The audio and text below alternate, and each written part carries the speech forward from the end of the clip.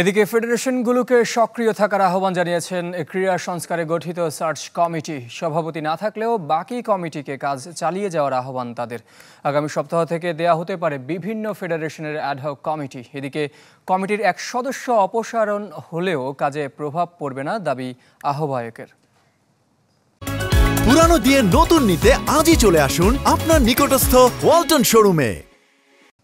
সবগুলা কমিটি এখনো কার্যকরী থাকার কথা এবং ক্রিকেট চলছে, অনেক ফেডারেশনই চলছে, এখনো অনেক দল বাইরেও আছে।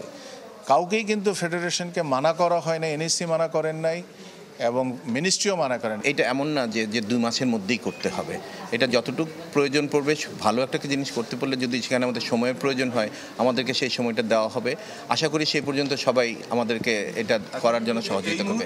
এখন আমরা যে অবস্থায় আছি আমরা একটা ফরম্যাট করে ফেলেছি, তো আমরা এখন কাজ করছি। আমাদের প্রয়োজন পড়লে অবশ্যই আমাদেরকে এখানে লোক নিতে হবে, সেটা ডিপেন্ড করবে আমাদের কাজের পরবর্তী অবস্থার উপর।